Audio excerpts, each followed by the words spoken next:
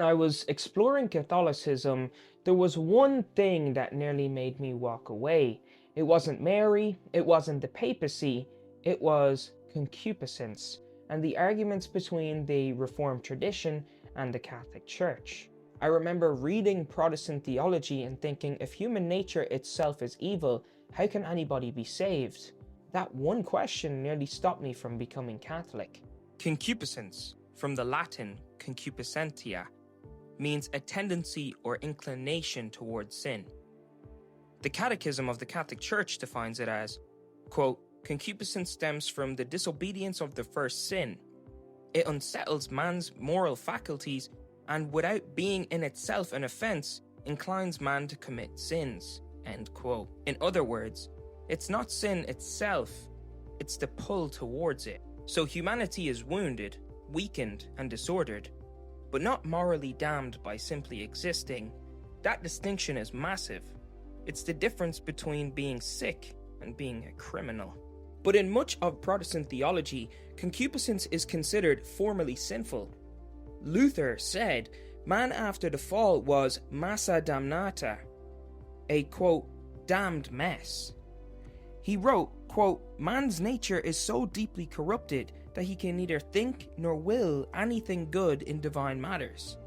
John Calvin, the Reformer, agreed, saying, there is nothing in man that is not tainted with impurity. That's the foundation of the doctrine of total depravity, that human nature itself is evil. Calvin also describes our nature as a, quote, seabed of sin. The Westminster Confession claims every faculty of human nature is, quote, wholly defiled. You don't choose it. You didn't will it. You didn't commit anything. You just exist. And apparently, that counts as guilt. That's not a moral system. That's cosmic entrapment. But here is the major problem. If our very nature itself is evil, that means that God created something evil. But that is a direct contradiction of Genesis chapter 1 verse 31. God saw all that he made and seen that it was very good. Catholicism doesn't deny the fall, but it teaches that our nature is wounded, not destroyed. Sin disorders our desires, but doesn't erase our dignity. The Catechism of the Catholic Church explains original sin like this. By yielding to the tempter, Adam and Eve committed a personal sin, but this sin affected the human nature that they would then transmit in a fallen state. That's key. A fallen state, not an evil nature.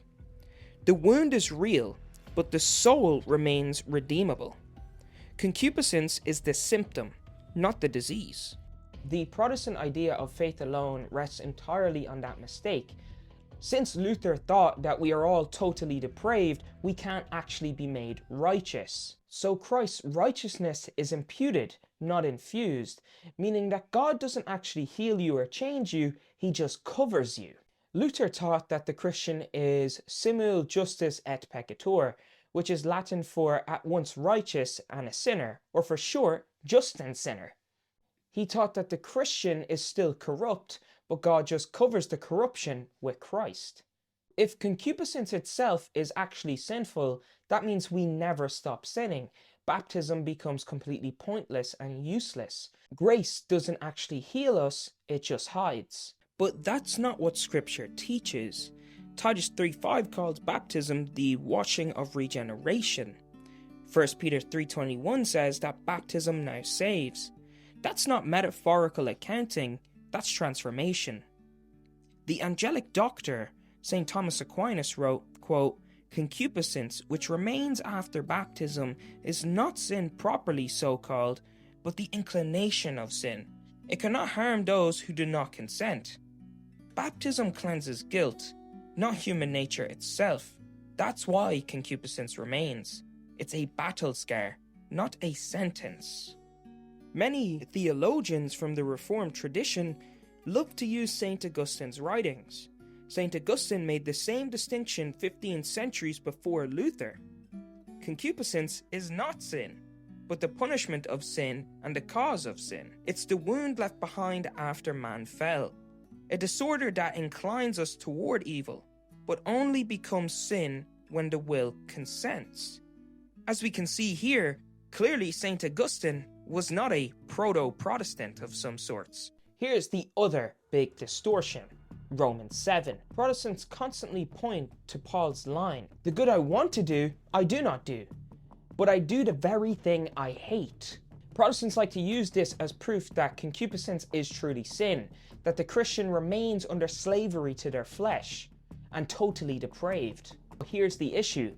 Paul is talking under the persona of the unredeemed man under the law, not the Christian who has been saved under grace. And how do we know this? Well, let's go back to Romans 6. Paul says that the Christian is freed from sin. And if we go to one chapter later in Romans 8, we see that Paul says that we walk according to the Spirit, not the flesh. Romans 7 is the drama of man without grace, not the destiny of a believer.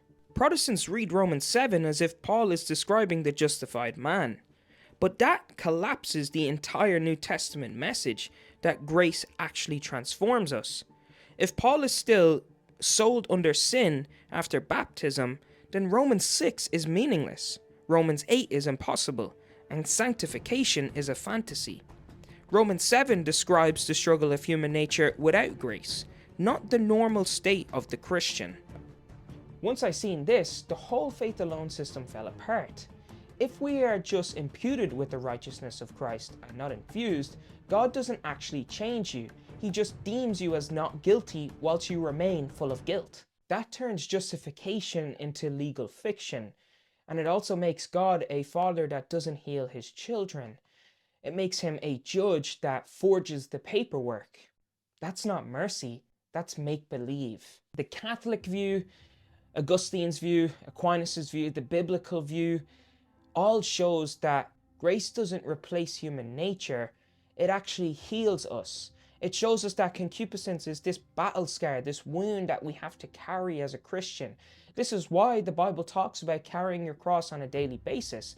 If it's just faith alone, then all we have to do is pretend to be Christian, and in the end, God is going to just declare us as righteous because he doesn't see us, he sees Christ covering us.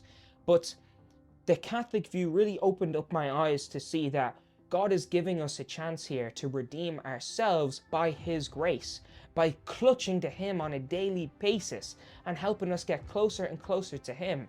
And that's why Paul says that we have to work out our salvation with fear and trembling. This is not an easy road to go along. This really made me understand that the Catholic view isn't about a works-based salvation. It made me understand where God's grace being received through natural means is so important. That John 6:29, that it's not the work of man but the work of God, truly comes into play. That attending the Mass and going to receive the Eucharist and going to confession is all a way of God healing us. How Christ came as a man into this world and lived a perfect life, and then when he came back from the dead, when he resurrected, that he defeated death. He was an example unto us that we can also defeat death by living a perfect life by God's grace. This is how Christ is the only mediator. He reconciled us unto the Father. Creation was lost, but by grace being given to us, we have a chance to be reconciled on the day of judgment.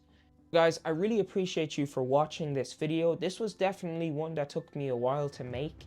And it's definitely something that I think can really make a lot of people see the stark difference between Protestantism and Catholicism, and how God's justification and the work of Christ is truly made, I don't know what the word is to explain it, but it really shows Christ's work on the cross in the best light, that it's not just we are covered by his blood.